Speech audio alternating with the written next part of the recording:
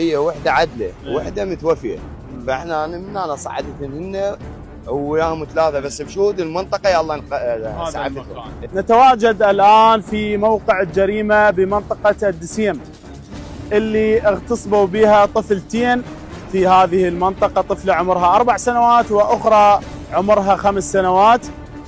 توفت وعلى اثر هذا الاعتداء واحده والاخرى بقيت على قيد الحياه، والان معي احد شهود العيان اللي كان واقف واسعف الطفلتين او اسعف طفله واحده كانت حيه. صح؟ السلام عليكم.